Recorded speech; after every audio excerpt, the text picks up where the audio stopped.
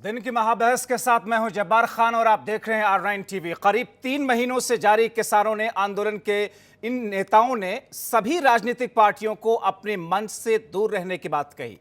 इसलिए कांग्रेस ने किसान आंदोलन के मंच से दूर रह करके किसानों को सपोर्ट करने का एक नया फॉर्मूला बनाया। प्रियंका गांधी की रणनीति के तहत पार्टी के बैनर तले राज्यों में किसान पंचायत का आयोजन करके किसानों को समर्थन देना कांग्रेस ने शुरू किया। इससे कांग्रेस को दो फायदा हुआ, एक ये कि किसानों को समर्थन और दूसरा ये कि कांग्रेस अपने कार्यकर्ताओं को एकजुट करके उनमें ऑक्सीजन डालने की कोशिश करते हुए दिखी। जानकारों की नजर में अब कांग्रेस किसानों के सहारे पश्चिमी उत्तर प्रदेश के अपने पुराने किले को वापसी का ख्वाब देख रही है, क्योंकि यूपी में हर पार्टी का अपना सामाजिक आधार है। बीएसपी के पास में दलित का है, सपा के पास में एमवाई यानी कि मुस्लिम यादव का, जबकि बीजेपी ने अगड़ों, गैर यादव, पिछड़ों के साथ में गैर जाटव दलितों को भी अपना बना लिया है।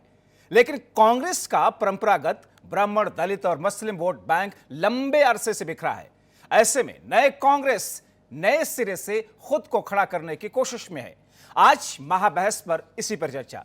हम चर्चा की शुरुआत करें, लेकिन उससे पहले आइए आपको सुनाते हैं कि प्रियंका गांधी आज जब पहुंची बिजनौर में किसानों की रैली में, महापंचायत जो कि कांग्रेस पार्टी की तरफ से आयोजित की गई थी, उसमें किस तरीके से उन्होंने सरकार पर निशाना साधा और कैसे इस पर बीजेपी का पलटवार आया।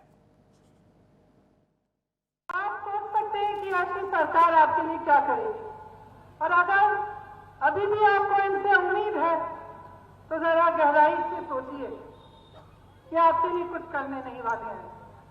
आज भी जब लाखों किसान इनके दरवाजे पे खड़े हैं, तो वही प्रधानमंत्री जो अमेरिका जा सकते हैं, ट्रंप साहब के चुनाव में उनके लिए बोल सकते हैं, सभा कर सकते हैं, जो चीन जा सकते हैं, जो पाकिस्तान जा सकते हैं, कोई ऐसा देश नहीं है जो इन्होंने छोड़ा। सबने देखा, हम सबने टीवी पे देखा, कभी कहीं उनका स्वागत हो रहा है, कभी कहीं।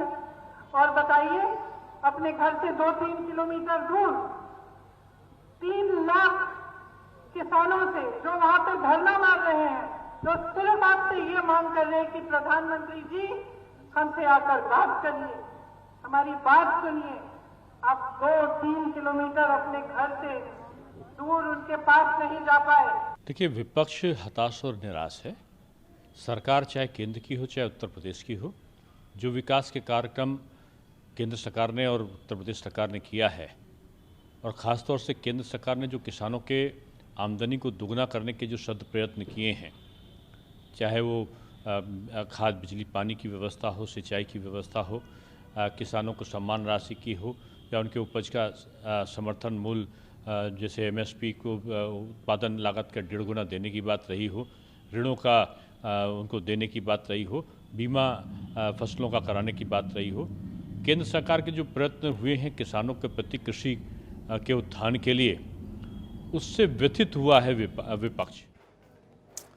हमारे साथ हमारे सारे खास मेहमान इस वक्त जुड़ चुके हैं, उनका तारुफ आपसे कराते हैं। भारतीय जनता पार्टी के नेता दिनेश सिंह जी हैं, हमारे साथ कांग्रेस पार्टी के प्रवक्ता नेता जावेद खान जी हैं, हमारे साथ राजनीतिक विश्लेषक के तौर पर सुमन शर्मा जी हैं, और भारतीय किसान संगठन के नेता देवेंद्र सिंह साहब हैं हमारे साथ में, वरिष्ठ पत्रकार के तौर पर प्रभात त्रिपाठी जी हैं। आप सभी लोगों का शुक्रिया के साथ में स्वागत है। शुरुआत जावेद खान जी आपसे ही करना चाह रहे हैं। किसानों के आंदोलन के सहारे पश्चिमी उत्तर प्रदेश में कांग्रेस अपनी सियासी उस जमीन को तलाशने की कोशिश में है। किसान आंदोलन क्या कांग्रेस के लिए एक संजीवनी के तौर पर है? नहीं, कांग्रेस इस तरीके से नहीं देखती है। कांग्रेस का बड़ा स्पष्ट मत है, हम कहीं कोई आपदा में किसी तरीके से अवसर तलाश नहीं करते। नाम गलत लिखा हुआ सुमन। कांग्रेस देश के विकास, आम जनता की समस्याएं, और किसान इस समय उत्पीड़ित है, उत्पीड़ित है। किसानों की कोई सुनने वाला नहीं है। और अगर किसी व्यक्ति की, किसी उत्पीड़ित वर्ग की आवाज को उठाना, लोकतंत्र में आंदोलनकारी लोगों की आवाज को उठाना, अगर संजीवनी तलाशना है, तो हम कांग्रेस इस तरीके की संजीवनी तलाशने का काम निश्चित रूप से करेगी, क्योंकि देश के किसानों का मामला है। और ये किसानों का ही नहीं, अब देश की आम नहीं, जनता इसलिए का इसलिए विषय बन जावेद चुका खान है। साहब, इसलिए कि कांग्रेस के सामने या फिर किसानों के सामने जो मुश्किलें रही हैं, जाहिर तौर पर सबसे ज्यादा वर्षों तक कांग्रेस पार्टी सत्ता में रही है। ये बीते 6-7 वर्षों में तो अचानक मुश्किल नहीं आ गई है ना। आपने अगर किसानों के लिए वो सब कुछ कर दिया होता जिसके लिए आज किसान सड़कों पर बैठे हुए हैं, तो फिर शायद आज किसानों को आंदोलन ना करना पड़ता होता। इसलिए किसानों के इस आंदोलन के सहारे उत्तर प्रदेश में आप सियासी जमीन तलाश रहे हैं, ऐसा क्यों ना कहा जाए? नहीं, ये आरोप है कि सियासी जमीन, हर राजनीतिक दल अपनी सियासी जमीन को तलाशने का काम करता है। जो कांग्रेस पे आरोप लगाया कि आज अगर कांग्रेस ने किया होता तो ये दुर्दशा नहीं होती, निश्चित रूप से ये कांग्रेस थी कि जिसने देश के किसानों के मान सम्मान स्वाभिमान के साथ कभी खिलवाड़ नहीं किया, उसकी पगड़ी को उछालने का काम नहीं किया। ये हमको देश की आजादी के बाद देश किस हालत में मिला था, इसकी भी तो कल्पना कर लीजिए। सैकड़ों साल की गुलामी के बाद जो कांग्रेस ने आजादी के बाद देश की सत्ता के संचालन का भार, जावेद साहब, आपकी सारी बातें ठीक है, पर आपकी सारी बातें ठीक है। लोकतांत्रिक देश में अगर विपक्ष राजनीति नहीं करेगा या पार्टियां राजनीतिक नहीं करेंगी तो क्या करेंगी? और जनता के मुद्दों को उठाना जाहिर तौर पर राजनीतिक पार्टियों का काम ही है। लेकिन दिनेश सिंह जी, ये जो स्थिति है, ऐसे में कहीं ना कहीं बीजेपी ने तो एक मौका दिया ना कांग्रेस को जीवित होने के लिए, नई राह तलाशने के लिए इस आंदोलन के सहारे। जब्बार भाई, ये कांग्रेस को लग रहा होगा कि उनको एक मौका मिला है, लेकिन ये मौका नहीं मिला है, क्योंकि देश की जनता ने कांग्रेस पार्टी को बहुत मौका दिया, 6 दशकों तक मौका दिया। आज इनकी नेता बिजनौर में प्रियंका गांधी कह रही थी कि नेता और जनता के बीच भरोसे का रिश्ता होता है, तो जनता ने तो बहुत भरोसा किया था, लेकिन कांग्रेस पार्टी उन 6 दशकों पर क्या जनता और किसानों के भरोसे पर कायम हो आई? कायम नहीं हुई। इसलिए देश की जनता ने कांग्रेस पार्टी को उखाड़कर फेंक दिया, और जिस जमीन को कांग्रेस पार्टी को उखाड़कर फेंका, फिर से पनपने का काम नहीं कर पा रही कांग्रेस पार्टी।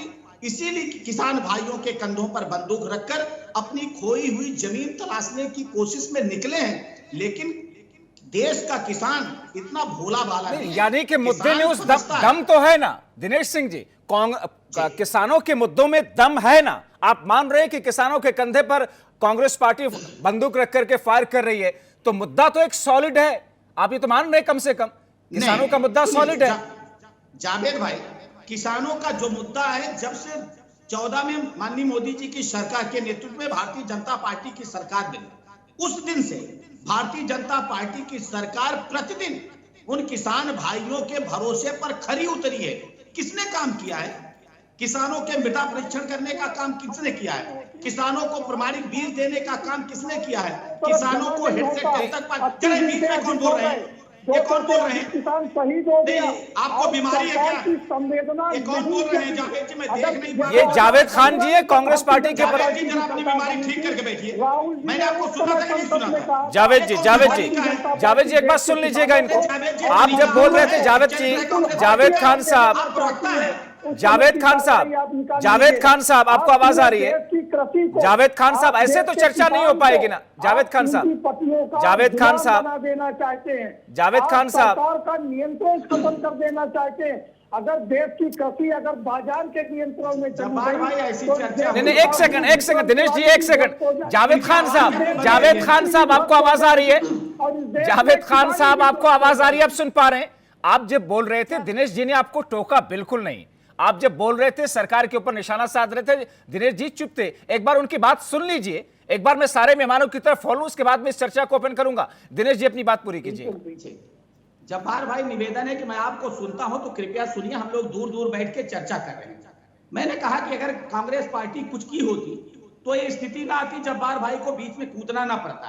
आपको बहुत मौका मिला, हम दे रहे हैं। हमने कहा, हमने उनकी मिट्टियों की जांच कराई, हमने उनको प्रमाणिक बीज दिया। जो किसान जाते थे खाद लेने, पैसा देकर उनको आप लाठियां पड़वाते थे, आज उनको नीम कोटेड यूरिया उनको मिल रही है। आज हेड से टेल तक पानी पहुंच रही है। आज गांव में 18 घंटे बिजली मिल रही है। आज हमने किसान बीमा योजना लागू की है। आज किसान सम्मान निधि का पैसा डायरेक्ट उनके खाते में जा रहा है। स्वामीनाथन की रिपोर्ट जो आपके कार्यकाल में, आपके सरकार के कार्यकाल में तैयार होकर सरकार को दी गई थी, हिम्मत नहीं हुई लागू करने की। भारतीय जनता पार्टी की सरकार तो इसीलिए दिनेश जी, इसीलिए मैं कह रहा हूं कि क्या अब किसानों का कोई मुद्दा बचा नहीं है? आप इन तमाम नहीं, चीजों का जिक्र जब्बार कर रहे हैं, भाई, आपकी सरकार ने ये चीजें की हैं। 10 सेकंड देखिए जब्बार भाई, मैं बार बार आपसे निवेदन करता हूं, किसानों के लिए इस देश में जितना भी किया जाए वो कम है। हमारी सरकार किसानों के आय को दुगना करने के लिए प्रतिपल प्रतिक्षण प्रयासरत है, और उसी के तहत ये 3 जो विधायक किसान बिल जो लाए हैं उसी के तहत है। निश्चित तौर पर ठीक है, किसानों के दिन बदलेंगे, ठीक है, लेकिन कांग्रेस पार्टी और कुछ विपक्षी पार्टियां चाहती हैं कि किसानों के दिन न बदले। अभी हमको कह रहे थे कितने किसान आत्महत्या कर लिए, जरा इनको याद दिला दीजिएगा। कांग्रेस के शासनकाल में सुबह जब नींद खुलती थी तो हमारा किसान भाई किसी ना किसी पेड़ पे लटका मिलता ठीक था। है, उस पर भी आएंगे, उस पर भी चर्चा करेंगे कि पार्टियों के जब सरकारें में होती हैं तो कितनी आत्महत्या किसान करते हैं अलग अलग पार्टियों के बीच में। लेकिन देवेंद्र जी, तो फिर आपके वो मुद्दे तो खत्म है। दिनेश जी ये कह रहे हैं कि अभी किसानों ने जो मुद्दे उठाए हैं वो मुद्दे वो न्याय संगत नहीं है, वो आवाज न्याय संगत नहीं है, क्योंकि हमने तो किसानों के लिए किया है, आगे भी कर रहे हैं, इसलिए मुद्दा तो सॉलिड है ही नहीं, और इसी मुद्दे के सारे कांग्रेस पार्टी आगे बढ़ रही है। पंचतंत्र में कहानी आती है कि एक, हाँ बुरा मत मानिएगा, आपके लिए नहीं है, पार्टी के लिए नहीं है, कि एक बंदर डाल पे बैठा था, खूब जोर से हिलाता था, कहता देखो मैं उछल कूद कर रहा हूँ, मैं मेहनत कर रहा हूँ। ऐसे सिंह साहब, ऐसे दिनेश सिंह साहब, ऐसे चीज़ें नहीं हैं जैसे आप कह रहे हो। देखो आपने एक चीज़ और कि पहले इसको ही मैं कह दूँ, आप किसानों की आत्महत्या की बात कर रहे हैं तो आपको याद होना चाहिए कि 2019 में महाराष्ट्र में 3900 किसानों ने आत्महत्या किया था, बीजेपी की सरकार थी। पहले इसी पे मैं आपको बता देता हूं, कर्नाटक में 1992 किसानों ने आत्महत्या किया था, आपकी सरकार थी। ऐसे ही बहुत आंकड़ा आता, ये ना कहिए कि आप बहुत दूध के धुले हुए हो, तो दूध के धुले हुए नहीं हो। और अगर बात किसानों के फायदा कराने के लिए पहली दफा ऐसे ही अगर कोई एक बिल ला दिए कारपोरेट के लिए, आपकी हेकड़ी जरूर निकाल देगी कारपोरेट। आप कह रहे हो कि फायदा के लिए लाए हैं, जबरदस्ती फायदे के लिए लाए हैं। कौन सा किसानों को फायदा के लिए लाए हैं? 5 फायदा आप गिनवा दीजिए, एक भी नहीं गिनवा पाएंगे। ये कहिए कि कारपोरेट, सुन लीजिए, बोलिए नहीं बीच में। आप ये कहिए कि आपके बीजेपी के ही अंदर आवाज उठ रही है कि 2 गुजराती खरीद रहा है, 2 गुजराती बेच रहा है। अब उत्तर प्रदेश के लोगों को पूछा ही नहीं जा रहा है, जहां से सत्ता प्रधानमंत्री के पद के लिए जाता है वहां पूछा। यही 2 फाड़ हुआ इसीलिए, क्योंकि बीजेपी में 2 फाड़ इसलिए हुआ है क्योंकि आप लोग किसानों की बात नहीं सुन रहे हैं, हिटलर शाही चल रही है। आप बता दीजिए कितना संयुक्त संसदीय समिति बनी हुई है। आप सबसे बड़ी पार्टी का दावा करते हैं कि विश्व के सुन लीजिए, विश्व की सबसे बड़ी पार्टी हैं आप दावा करते हैं। जितने मेंबर आपके हैं मिस कॉल करके मुझे भी आप मेंबर बनवा दिए, पता नहीं कैसे, मैं तो मेंबर बना ही नहीं, मुझे भी मिस कॉल करके। ऐसे ही मेंबरों से जितने मेंबर है संयुक्त संसदीय समिति से आप जांच करवाइए मेंबर है क्या वो अगले दौर करते हैं किसान बिल को कि नहीं करते हैं। ठीक है दिनेश जी प्रतिक्रिया दीजिएगा, मैं आगे बढ़ूंगा जी। नहीं, मैं सिर्फ ये कह रहा था, इन्होंने लाभ बता दिया, मैं लाभ बता रहा हूँ। मैं बार बार कहता हूं मैं किसान में खेत, चलिए आपका डिबेट हमसे ही हो जाए। अब लाभ बताइए, मैं बताता हूं, बताता हूं, चलिए बताइए। आप सुन लीजिए ना डिबेट जी। हम कह रहे हैं कि उत्तर प्रदेश या बिहार का किसान, आपकी बोली से लगता है कि बिहार से होंगे, मैं उत्तर प्रदेश का हूं। देखिए उत्तर प्रदेश या बिहार का किसान अपने उत्पाद को लेकर अगर दूसरे तीसरे राज्य में जाता था तो क्या इस बिल के पहले वो तीसरे राज्य में ले जा सकता था? मैं आपसे पूछ रहा हूं। हमारी सरकार ने इस बिल में, इस कानून में प्रावधान किया है कि जैसे बाकी व्यवसायी अपने उत्पाद को किसी भी राज्य में ले जा सकते हैं, वैसे हमारा किसान भी अपने उत्पाद को कहीं भी ले जा सकता है। ठीक है, इस पर हमने बहुत चर्चाएं की। आगे भी एक बार मैं सारे आपने मजबूत किया, स्वामीनाथन आयोग 7,000 मंडियां हैं। देवेंद्र जी, मैं एक बार सारे मेहमानों को खोलूं, 42,000 मंडियां हो रही थी। दोनों लोगों से। देवेंद्र जी एक सेकंड, दिनेश जी एक सेकंड, ठीक है। काफी देर से आप कुछ कहना चाह रहे हैं सुमन शर्मा जी। मेरा सवाल यह है कि जाहिर तौर पर जब जमीन खाली कोई भी देखता है तो उसको अपनाने की कोशिश करता है। कांग्रेस पार्टी को यह लगा कि अगर किसान अपने मंच पर हमें नहीं पहुंचने दे रहे हैं तो कांग्रेस पार्टी का क्या एक नया फॉर्मूला उसके लिए वर्क कर रहा है कि अलग अलग जगहों पर अपने बैनर के तले से ऐसी रैलियां किया जाए जिससे किसानों का समर्थन भी हो और अपनी पार्टी को एकजुट भी किया जाए। क्या यह रणनीति है कांग्रेस की? बिल्कुल जब्बार जी, आप बिल्कुल सही कह रहे हैं। कांग्रेस एक पैरेलल लाइन को लेके चल रही है। जब उन्होंने देखा कि हम फ्रंट फेस पर आकर हम किसानों का समर्थन नहीं कर सकते तो उन्होंने इस पंचायत के जरिए किसानों का समर्थन करना शुरू कर दिया, क्योंकि प्रियंका गांधी बहुत अच्छे से जानती है कि हथेली पे सरसों नहीं उगती और यूपी में अगले साल चुनाव है, और वो अपनी चुनाव की तैयारी के साथ साथ किसानों को मिसगाइड और मिसलीड भी कर रही है। प्रियंका गांधी के लिए मैं एक बात कहूँगी कि गुमराह करने का उनका अंदाज निराला है और आज जो उन्होंने बिजनौर में एक नफरत का जो बहुत बड़ा बीज डाल दिया है किसानों को गुमराह करने के लिए, ये उनका बहुत ही खतरनाक पैतरा उन्होंने आज चला है जो प्रियंका गांधी ने चलाया। और ये जो विपक्ष का जो हमारा मुद्दा है, विपक्ष कभी भी नहीं चाहती कि हमारा जो केंद्र सरकार है, जो इतने सालों से उनका दोहन चल रहा था, किसानों का दोहन कर रहा था, आज वो खुद डायरेक्ट एक जनता को गुमराह कर रही है, उनको मिसगाइड कर रही है, मिसलीड कर रही है। विपक्ष तो इस मुद्दे को लपकेगा ही। मौजूदा वक्त में बीजेपी सत्ता में है, बीजेपी यही जब विपक्ष में होती थी तो जनता के मुद्दों को बीजेपी लेकर के आगे बढ़ती थी। और हमने एक चीज देखा, आप आपने इस चीज देखा, को और देखिए जब्बार जी, क्या है? इसी मुद्दे को 2019 में कांग्रेस ने अपने मैनिफेस्टो में दिया था, तब ये ठीक था, और आज जब इसे केंद्र सरकार लेकर आ गई तो आज ये मुद्दा गलत हो गया। मैं ये पूछना तो इसका चाहूंगी मतलब ये है कि कांग्रेस जो रणनीति अपना रही है वो उसके लिए कारगर हो रही है और सत्ता पक्ष के लिए वो नुकसानदेह। आप ये मानती हैं? बिल्कुल बिल्कुल, वो कैश करने की कोशिश कर रही है मुद्दे को कि किस तरह से इसको कैश किया जाए। ठीक है, प्रभात त्रिपाठी जी की तरफ में आऊंगा। प्रभात त्रिपाठी जी, जाहिर तौर पर 1989 के बाद से कांग्रेस पार्टी उत्तर प्रदेश के अंदर, प्रभात त्रिपाठी जी, सत्ता से बाहर है, हाशिए पर है सियासी तौर पर कांग्रेस पार्टी। 31 वर्षों में कांग्रेस की जो हालत रही है, आज भी कांग्रेस का कोई संगठन नहीं है, आज भी कांग्रेस का संगठन जिस स्तर पर है वो सबके सामने है। मगर 2020 के दिसंबर महीने से इस बीच में कांग्रेस बीजेपी के अंदाज में बूथ मजबूत करने की कोशिश कर रही है, कांग्रेस संगठन पर ध्यान दे रही है। कांग्रेस ने इस रणनीति के तहत कि किसानों के मुद्दे को लपक करके सियासी जमीन मजबूत किया जाए, वेस्टर्न यूपी का बेल्ट खासतौर पर जो एक वक्त में कांग्रेस का हुआ करता था, क्या इससे कांग्रेस को कामयाबी मिलती हुई दिख रही है आपको, या एक बेहतर रणनीति है कांग्रेस की? देखिए जब्बार जी, जिस तरीके से 90 के बाद उत्तर प्रदेश के अंदर रीजनल पार्टी में मायावती और मुलायम सिंह उभर के सामने आए, और जो यादव मुस्लिम और जो ब्राह्मण वोट था, जो कांग्रेस का मुस्लिम ब्राह्मण ये वोट जो हुआ करता था, वो रीजनल और दलित वोट जो हुआ करता था, वो रीजनल पार्टी मायावती और मुलायम पे शिफ्ट कर गया जी। उसके बाद जब 92 में राम मंदिर मुद्दा आया तो भाजपा अचानक सामने आई और ब्राह्मण का जो वोट बैंक था वो भारतीय जनता पार्टी पर चला गया।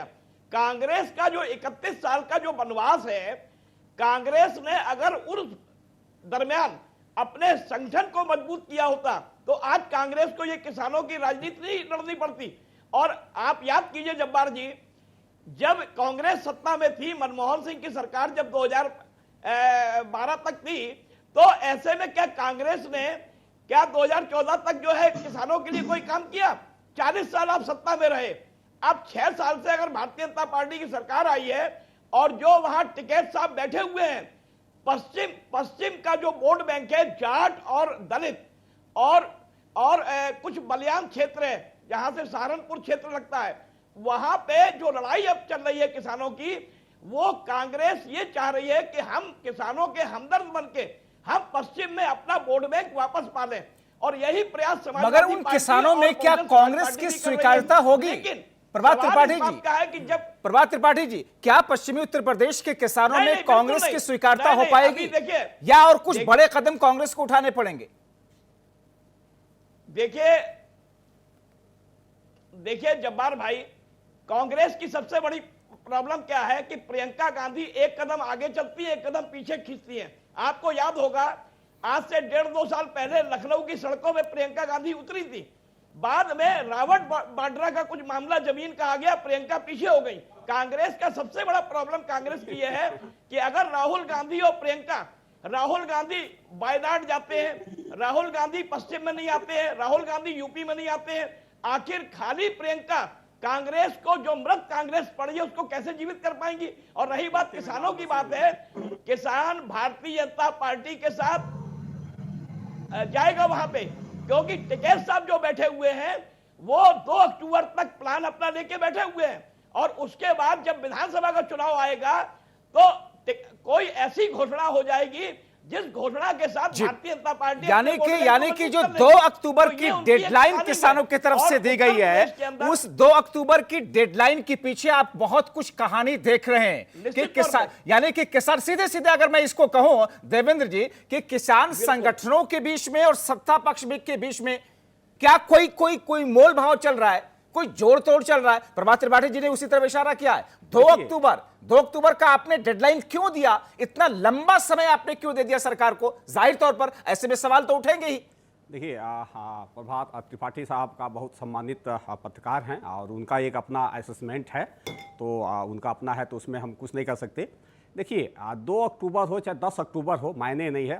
32 संगठनों का फैसला है और उसमें 32 संगठन। मगर देवेंद्र जी, इस बात को लेकर के इसके पीछे कोई लॉजिक तो होनी चाहिए थी ना। जहां आपने 11 दौर की बातचीत की सरकार के साथ में, उनका ये था, फरवरी से लेकर के 8 महीने तक का वक्त आपने दे दिया है, अभी तक ये लोग समझ नहीं पाए और इसलिए प्रभात त्रिपाठी जी ने इस बिंदु के आधार पर उन्होंने बात कही है। कहने का तात्पर्य था कि सरकार कह रही थी आज उठेंगे, कल उठेंगे, ऐसे उठेंगे, वैसे उठेंगे, तत्काल उठाएंगे, तो उन्होंने एक चीजें टेंटेटिव एक हरिया कि जैसे धूप होता है कि धूप, अभी ठंडा का मौसम, ऐसे उठ जाएंगे, वैसे उठाएंगे, तो उन्हें एक चीजें बोल दिया कि 2 अक्टूबर गांधी जयंती होता है, तो चीजें थोड़ा सा होता है कि सत्याग्रह का दिन है, उनका एक थोड़ा सा मोटिव रहा है। लेकिन 32 संगठनों ने कह दिया कि हमारा चीजें चल जाएंगी तो हम कभी खत्म कर देंगे, हमारी सरकार मांग ले, एक छोटी सी तो मांग है, वही मांग मान ले, तो अक्टूबर क्यों जाएगा, कल खत्म हो जाए। सरकार ने बहुत क्लियर कर दिया साहब कि हम उन मांगों को नहीं मांग रहे।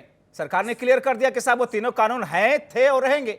सर जी, ऐसे ही था, बैंक थे, है और रहेंगे, बैंक भी चला गया, रेल थी, है और रहेगी, वो भी चली गई, तो फिर आप क्या करोगे? था, आप क्या है, करोगे? वो भी सरकार चला ने गया। आपके सामने रख दिया, मोदी जी के बाद सामने सरकार ने रख दिया, देश करे, प्रधानमंत्री के पद का, गरिमा का उन्होंने अपमान किया है और रोज अपमान करते हैं, कुछ ना कुछ बोल देते हैं, अपमान करते हैं, एक बार भी फायदे की बात नहीं बता रहे हैं। प्रधानमंत्री दूसरी बात बता रहे हैं, स्वामीनाथन आयोग 7,000 नहीं 42,000 मंडियों का पुनर्गठन करना था, उन्होंने एक बार भी नहीं कहा। क्यों नहीं कहा? ये वो नहीं कहेंगे, ऐसे ऐसे शोभा नहीं देता प्रधानमंत्री। इस पर दिनेश जी अपना रखना चाह रहे हैं, लेकिन दिनेश जी मैं आपकी तरफ आऊं, से पहले सुमन जी का हनन कर रहे हैं। मैं तो सम्मान के साथ कह रहा हूं, हमारे सम्मानित है प्रधानमंत्री, ये भी आप उनकी हमारे प्रधानमंत्री पद सम्मानित है। हमारे देश के जो प्रधानमंत्री हैं, आज देश का मनमोहन सिंह प्रधानमंत्री नहीं थे, अटल जी प्रधानमंत्री नहीं थे, उनका भी सम्मान होना चाहिए, उनका भी सम्मान होना चाहिए। तो कौन नहीं कर रहा सम्मान? मनमोहन सिंह के लिए, मनमोहन सिंह जी के लिए यही कहा जाता है कि वो एक सबके लिए होना चाहिए, प्रधानमंत्री पद ऐसा है, सबका सम्मान होना चाहिए। तो आप उस गरिमा को भूल कैसे सकते हैं? नहीं, सुमन जी, आज भी हम कह रहे हैं प्रधानमंत्री हमारा प्रधानमंत्री। जो बातें प्रभात त्रिपाठी जी ने कही और उसमें एक महत्वपूर्ण बिंदु है, वो 2 अक्टूबर को इतने हल्के में कह करके हम आगे नहीं निकल सकते हैं। देवेंद्र जी, इस पर जवाब भी आप दीजिएगा, मगर सुमन जी, क्या आप पूरे तौर पर सहमत हैं प्रभात त्रिपाठी जी की बातों से? देखिए, मैं बिल्कुल सहमत हूँ, क्योंकि कांग्रेस एक स्ट्रेटेजी बना के चल रही है। उनका टारगेट क्या है कि जो 31 साल का वनवास है, किसी ना किसी तरह से वो अपना वनवास समाप्त करना चाहती है, परंतु इतना आसान नहीं है, ये डगर इतनी आसान नहीं है कि उनका वनवास इतनी जल्दी खत्म हो जाएगा। आप ये देखिए कि मायावती की सरकार आई, अखिलेश की सरकार आई, और अब जो योगी सरकार आ रही है, योगी सरकार कितने प्लेटफॉर्म्स पर काम कर रही है। हमने खुद देखा कि वहाँ पे महिलाओं की सुरक्षा को लेकर योगी सरकार ने कितना काम किया, राम मंदिर को लेकर वहाँ पर कितना काम हो रहा है। तो सवाल ये है कि अगर एक पार्टी अपने आप को मजबूत करने के लिए किसानों को मान लीजिए सहारा ही ले रही है, तो उसमें कुछ गलत है क्या? ये एक सवाल आम जनता के नजरिए से मैं आपसे पूछ रहा हूं। किसानों की जमीन बनाकर या किसानों को सीढ़ी बनाकर वो आगे बढ़ना चाह रही है, तो वो उनका अपना विजन है ना, कि आगे बढ़ने के लिए हर इंसान को कोई ना कोई प्लेटफॉर्म तो चाहिए। देखिए, 2 तरह के लोग होते हैं संसार में, एक इंसान वो होता है जो रोटी बनाता है, एक वो इंसान वो होता है जो रोटी खाता है, और जो तीसरा इंसान वो होता है जो ना रोटी बनाता है ना खाता, वो उस रोटी से खेलता है। विपक्ष का काम इस वक्त सिर्फ यही है। जब कांग्रेस का कोई नेता या विपक्ष का कोई नेता किसी मंदिर में दर्शन करने के लिए जाता है, तो कहते हैं कि देखिए साहब, अब हिंदुओं को याद आ रही है। तो इस किस्म की बातें क्या वाकई उस सच के तह तक ले जाती हैं? बिल्कुल, आपने अब यही विपक्ष की बात करी। जैसे हमने अभी परसों भी देखा था, प्रियंका जी ने गंगा स्नान किया, प्रयागराज में जाकर स्नान किया। ठीक है, सबसे पहले तो मैं आपसे यही पूछना चाहूँगी जब्बार जी, जब प्रियंका गांधी के पिताजी ने एक स्टेटमेंट दी थी, राजीव गांधी ने, जब क्या कहते हैं, नाम नहीं आ रहा मुझे, उन्होंने अपनी एक स्टेटमेंट में बोला था, जब उन्हें कहा गया कि मैं एक हिंदू नेता से बात कर रहा हूं, तब राजीव गांधी ने यह बयान दिया था कि मैं एक हिंदू नेता नहीं हूं, मैं भी आप ही की तरह का हूं। ठीक है, वही लोग कभी हिंदू बन जाते हैं, कभी मुसलमान बन जाते हैं, और खुद महात्मा गांधी ने अपनी एक स्टेटमेंट में बोला था कि धार्मिक प्रतीकों का उपयोग हमें कभी भी राजनीति के लिए नहीं करना चाहिए। ये बात महात्मा गांधी ने अपनी एक स्टेटमेंट में दी थी, आप उनकी पुस्तक उठाकर पढ़ लीजिएगा। तो क्यों आज हम मंदिर और मस्जिद के नाम पर राजनीति कर रहे हैं? बदायूं में क्या हुआ? इनको 6 महीने की बच्चियों के साथ इस राज्य में क्या हुआ?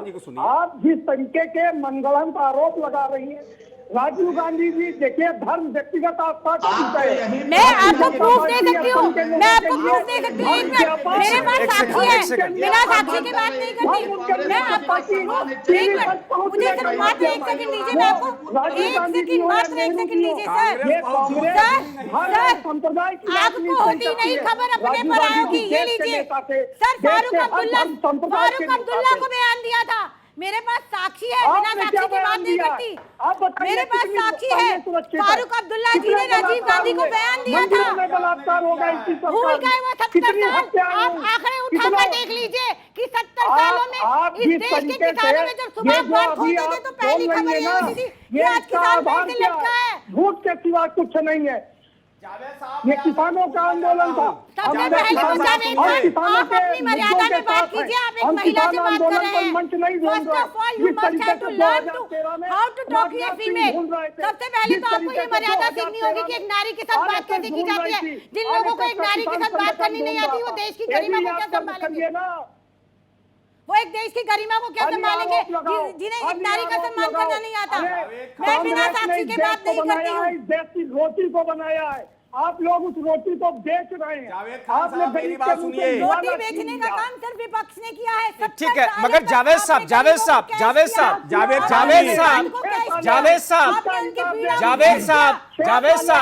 ये बहती गंगा में नहाना ही तो हुआ, डुबकी लगाना हुआ ना। जावेद साहब एक सेकंड, जावेद साहब 2017 का विधानसभा का चुनाव प्रियंका गांधी को लॉन्च किया आपकी पार्टी ने, और इसके बाद में 2019 का लोकसभा का चुनाव आया। क्या हंस रहा कांग्रेस पार्टी का उत्तर प्रदेश में सबने देखा।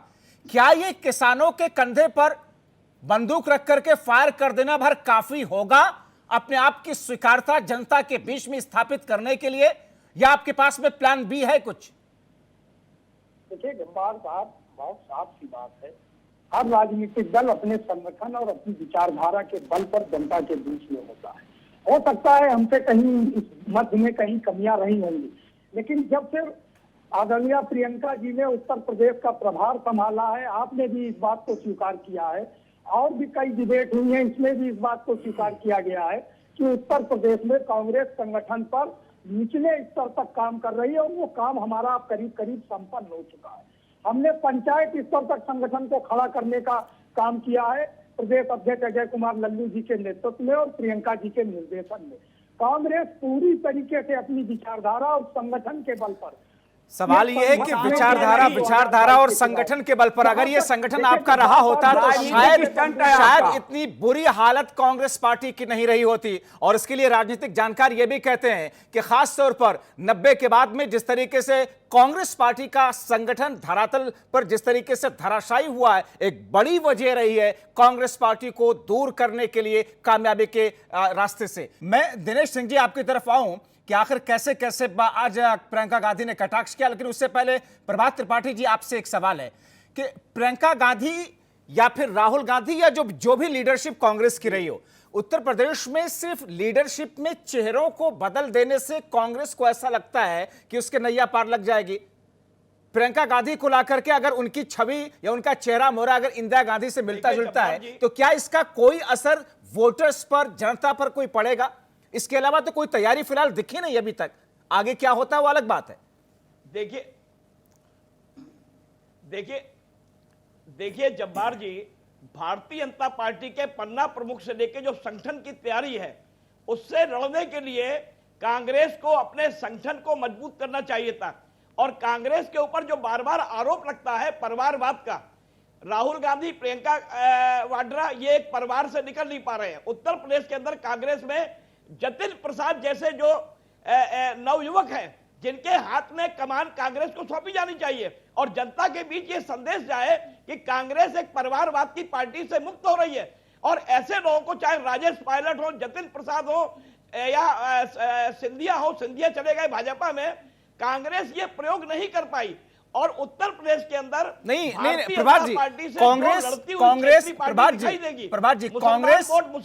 कांग्रेस ये प्रयोग नहीं कर पाई या कांग्रेस ने जानबूझ करके इस फार्मूले को अपनाया ही नहीं, दरकिनार करती रही ऐसे युवाओं को, ऐसे लोगों को जो कि सक्षम थे। ज्योतिरादित्य सिंधिया एक उसकी मिसाल है अपने आप में, जतिन प्रसाद की आप बात कर रहे हैं वो भी एक एग्जाम्पल है।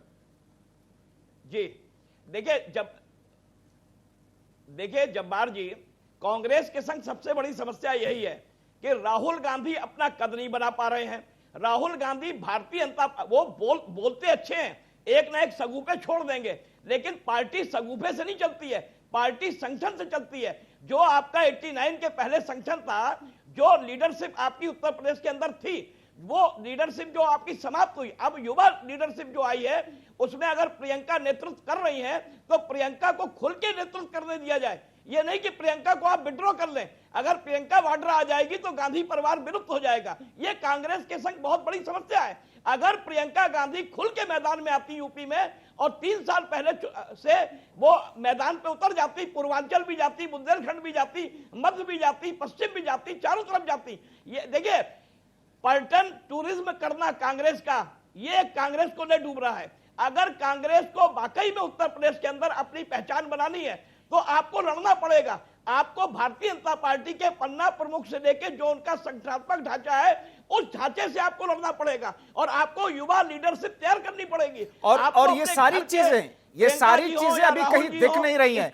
इसलिए मैं जावेद जी एक प्रतिक्रिया आपसे चाहता हूं प्रभात त्रिपाठी जी की बातों का, कि क्या कांग्रेस की ये असमंजस नहीं है कि कांग्रेस ये चाहती है कि गांधी परिवार की पूरी छाप इस पार्टी पर रहे भी ना और गांधी परिवार का वर्चस्व बना भी रहे। एक असमंजस की स्थिति है। मैसेज देना चाहती है कि साहब परिवारवाद नहीं है, लेकिन वो ये भी चाहती है कि गांधी परिवार के ही अधीन ये पार्टी हमेशा चलती रहे, और यही सबसे बड़ा नुकसान होता है, यही बिंदु नुकसान का कांग्रेस पार्टी के लिए। जब्बार साहब, कुमार जी बड़े भाई की तरह हैं, व्यक्तिगत रूप से बहुत सम्मान है और उनकी किसी बात को मैंने अन्यथा भी नहीं लिया है। देखिए, बहुत स्पष्ट है, परिवारवाद का आरोप लगा देना, परिवारवाद का आरोप बार बार लगता है, लेकिन लोग दूसरे मेरी बात जब्बार भाई सुन लीजिएगा कि आरएसएस से लेके भारतीय जनता पार्टी में क्या परिवारवाद नहीं है?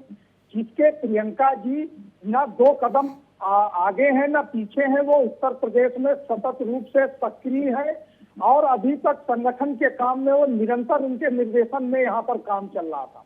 जावेद जी, अभी अगर पहले आ जाती तो यही आरोप लगता है कि कोरोना है, इतना बड़ा पेंडेमिक है, कई ऐसे युवा नेता है कांग्रेस के अंदर में वो जो क्यों आ गई, लीडरशिप संभाल सकते हैं। ये अभी सरकार कई ऐसे युवा नेता है, आपने उन युवा नेताओं पे विश्वास नहीं किया। आपने राहुल गांधी अमेठी छोड़ के चले गए, वायनाड चले गए राहुल गांधी। आपका जनाधार क्यों कम हो रहा है? निवेदन है आपकी बात का, मैंने नहीं, आपका जनाधार क्यों कम हो रहा है? आप उसमें आत्ममंथन कीजिए। अपनी भूमिका है, आप उसमें आत्ममंथन कीजिए। किसानों की राजनीति से आपका संगठन मजबूत नहीं होगा। निर्मल खत्री जी की किसानों की राजनीति से आपका संगठन मजबूत नहीं होगा। भूमिका है, हर कांग्रेसी अपनी भूमिका का निर्वहन कर रहा है। जतिन प्रसाद को आप नहीं ला पाए, आप आरपीएन सिंह को नहीं ला पाए, आपने कई और युवा चेहरे जो है सामने पैदा नहीं किया। प्रयास जो भारतीय जनता पार्टी के खेमे से होता है, यूपी में नए चेहरे प्रस्तुत कर सकते थे।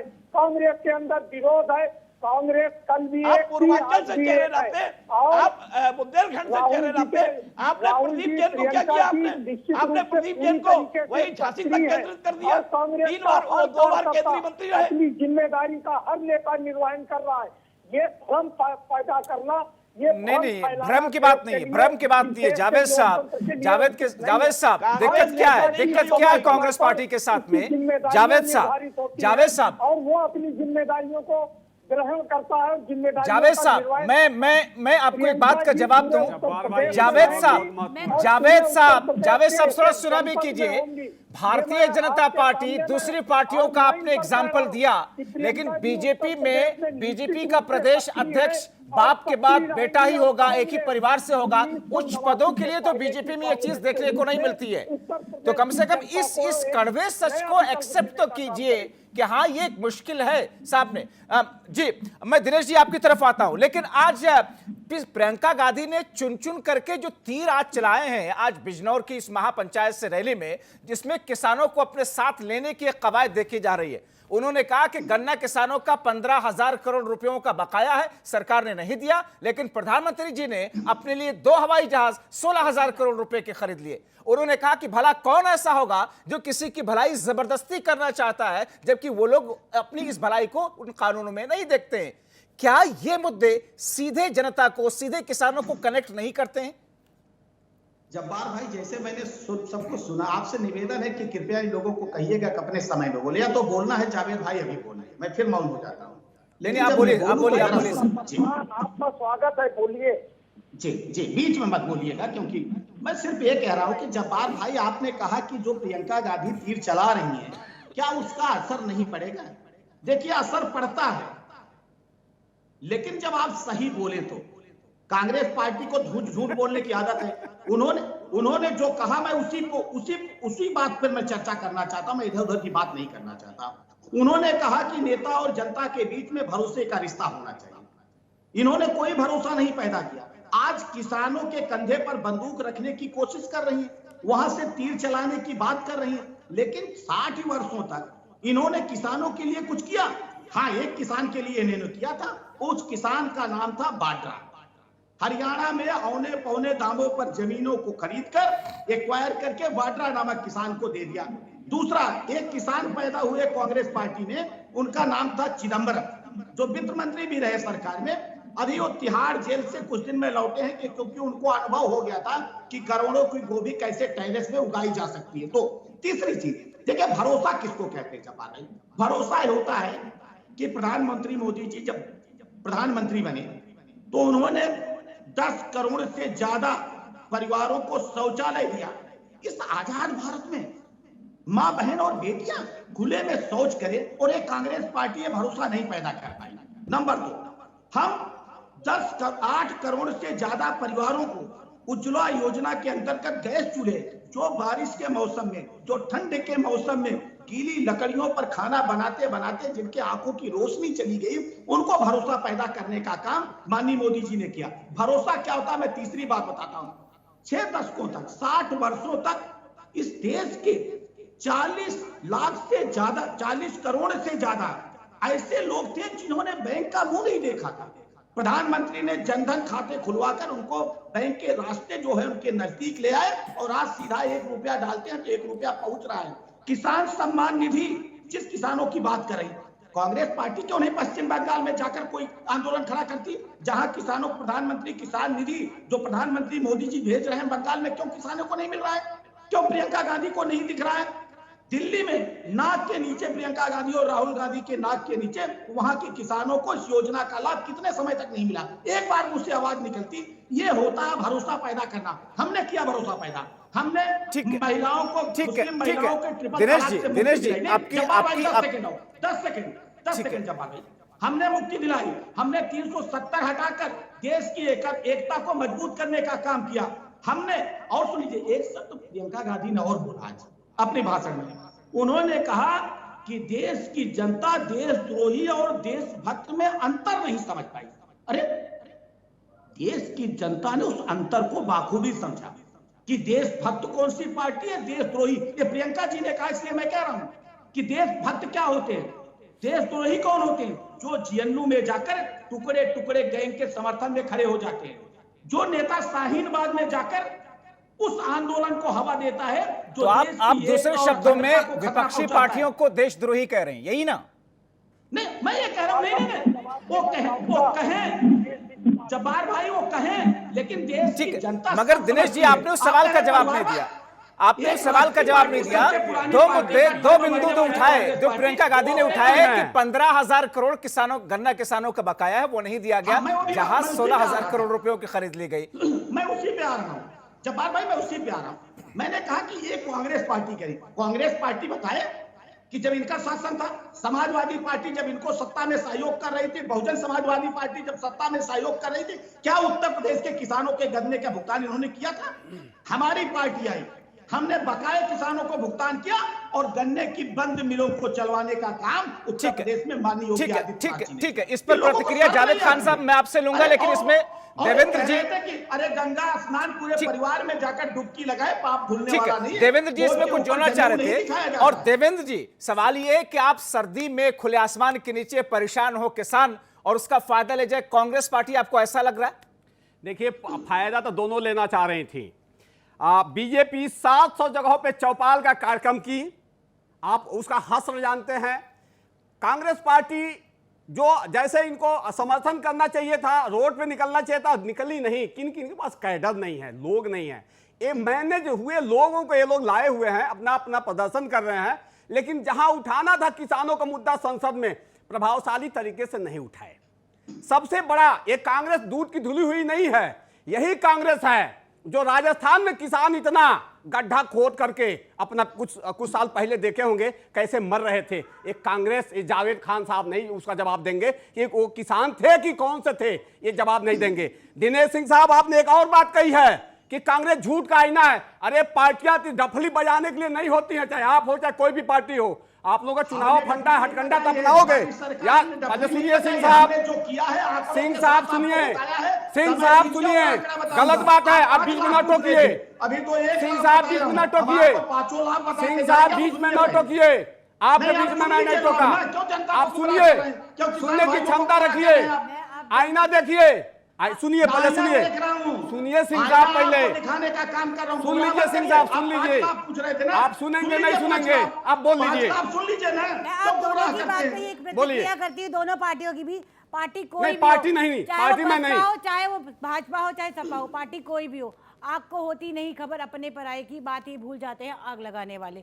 बहुत सिंपल सी बात है कि जहां पर भी राजनीति रोटी सेकने का मौका मिलता है, हर कोई उस पर अपनी राजनीति की रोटियां सेकता है। और आज तो मैं ये कहूंगी कि विपक्ष राजनीति की रोटियां नहीं सेकता, वो तो अब गोश्त सेकने में लग गए हैं। किसानों के मुद्दे पे किसानों को गुमराह करके वो उस पर गोश्त सेक रहे हैं। मैं ये पूछना चाहूंगी कि किस तरह से, कौन से संविधान ने हमारे किसानों को इजाजत दी थी कि किस तरह से वो मिसगाइड होकर हमारे लाल किले में तिरंगे का अपमान कर सके?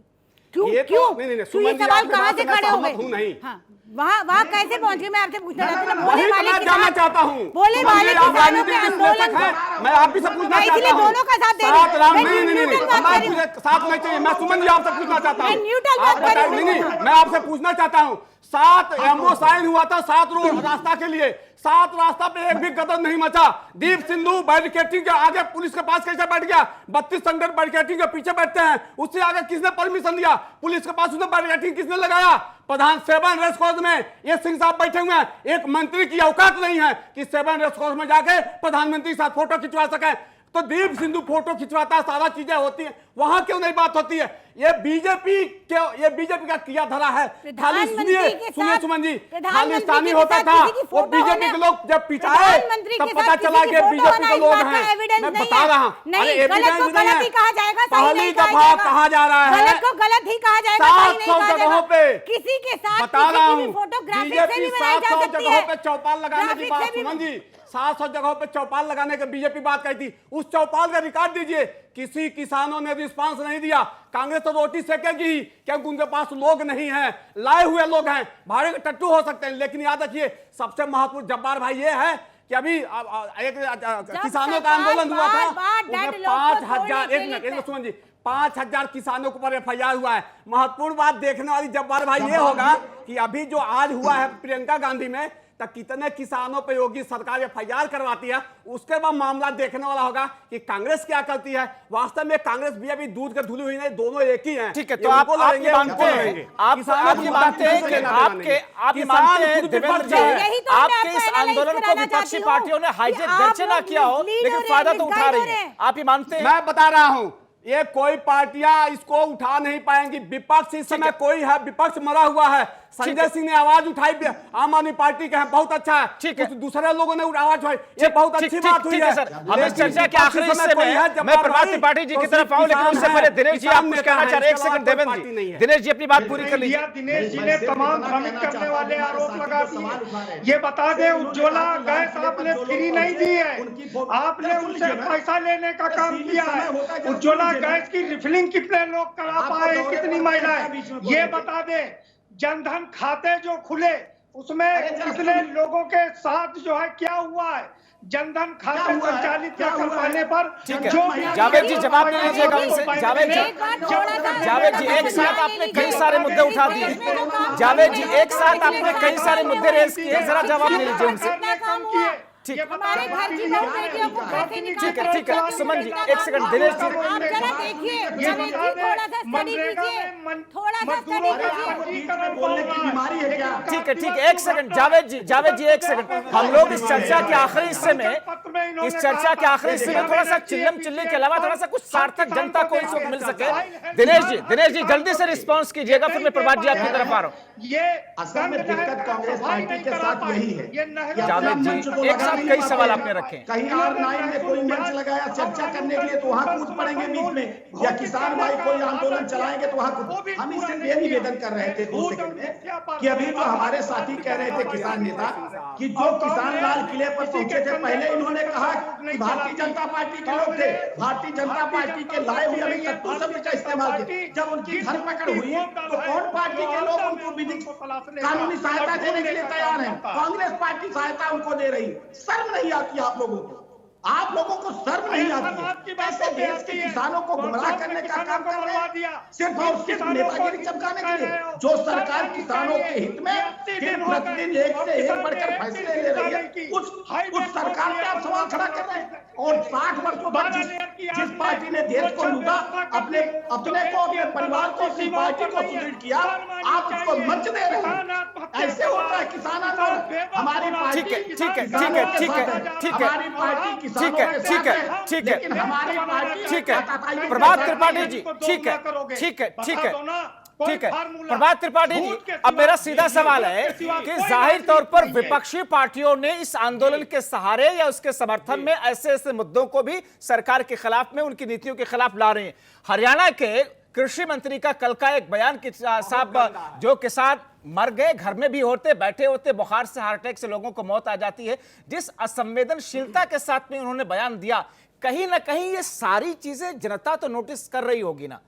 सत्ता पक्ष ठीक है, ये कहे कि किसानों के हित में ये कानून है, मगर उनके नेताओं की तरफ से जो बातें सामने आ रही हैं, उसका नुकसान तो बीजेपी को उठाना पड़ सकता है अगर विपक्ष कन्विंस करने में कामयाब हो जाता है, खासतौर पर कांग्रेस पार्टी। देखिए जब्बार जी, हरियाणा के जिसने बयान दिया वो बहुत निंदनीय बयान था, लेकिन उत्तर प्रदेश के राजनीतिक परिदृश्य में जिस तरीके से कांग्रेस की बात जो आप कर रहे हैं, किसानों की बात, मैं आपको बता दूं 2022 के पहले ये किसान का मुद्दा 2022 विधानसभा चुनाव में रहेगा भी नहीं, ये मुद्दा पीछे चला जाएगा, नए मुद्दे आ जाएंगे। और मैं आपको बताऊं बहुत जिम्मेदारी से कि जो परसों बजट 22 तारीख को बजट पेश किया जा रहा है, योगी सरकार अपना 5वां बजट पेश कर रही है और ये बजट किसान और गांव की ओर मोड़ा जा रहा है, क्योंकि ये आखिरी बजट है और 2022 में, और मुझे ऐसा लगता है कि केंद्र से एक गन्ने का पैकेज बहुत जल्दी आने वाला है जो गन्ना किसानों के लिए है, और यूपी सरकार बजट में तो इस पैकेज में किसान अपनी सारी मुश्किलें भूल जाएंगे। नंबर 1 प्रभात जी, इस पैकेज के जरिए किसान अपनी सारी मुश्किलें भूल जाएंगे? नहीं, निश्चित तौर पे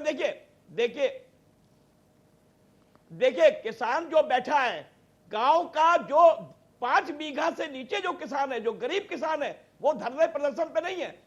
जो किसान 15 बीघा से ऊपर बड़े वाले किसान है, जिनके पास ट्रैक्टर है, और उसमें भी राकेश टिकैत जो भारतीय जनता पार्टी के द्वारा प्रायोजित 2 अक्टूबर तक बैठे हुए हैं। सही बात नहीं, आप वरिष्ठ पत्रकार हैं, लेकिन आपके बात से मैं सहमत हूं नहीं। टूट जाता आप प्रभात त्रिपाठी साहब, आप वरिष्ठ पत्रकार हैं, लेकिन आपके बात से मैं सहमत नहीं हो पा रहा हूं। क्यों नहीं सहमत हूं, मुझे सुन लीजिए। सम्मान आपसे सहमत नहीं हूं मैं अपनी बात कह रहा हूं, आप सहमत हो या ना हो, आप सुन लीजिए क्यों नहीं सहमत हूं। प्रभात त्रिपाठी को फर्क नहीं पड़ता है। अरे आपको फर्क नहीं पड़ेगा, आप मत कहलवाइए त्रिपाठी जी, मत कहलवाइए। सुन लीजिए, मैं बताता हूं, वो बात आप नहीं रखेंगे। आप चौथे स्तंभ हैं, सही बात रखिए। उत्तर प्रदेश में बताइए कितनी संख्या है, कितनी जनसंख्या है कि छोटे किसान है, छोटे किसान रोजी रोजगार में लगा होता है, उसको संगठित नहीं किया गया। ये बात आपने क्यों नहीं कहा? आपने पत्रकार हैं, स्वतंत्र पत्रकारिता करिए। ये बात क्यों नहीं आप कहे कि छोटे छोटे किसान हैं, कैसा जाएंगे? कश्मीर के किसानों को अभी जेल में डाल देंगे, अभी किसान धरना प्रदर्शन करे। अभी उत्तर प्रदेश में 5,000 किसानों का एफआईआर हुआ है। आपने एक बार भी नहीं कहा कि किसानों का एफआईआर क्यों हुआ है। आप एक बार भी नहीं कह रहे हैं। त्रिपाठी जी, गलत बात है। पत्रकार हैं, स्वतंत्र पत्रकारिता करिए, बात करिए, गलत बात है।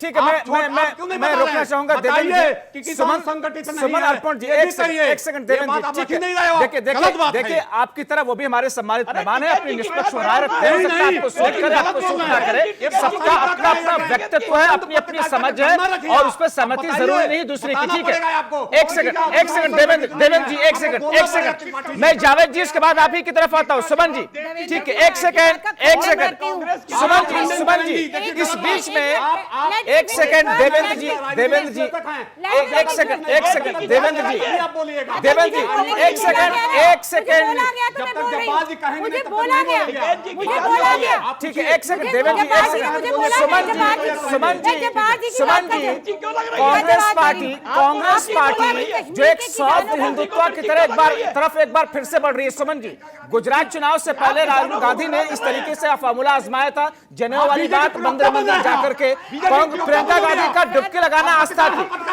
ये चुनावी शोर में खामोश डुबकी है, इसके कोई माने?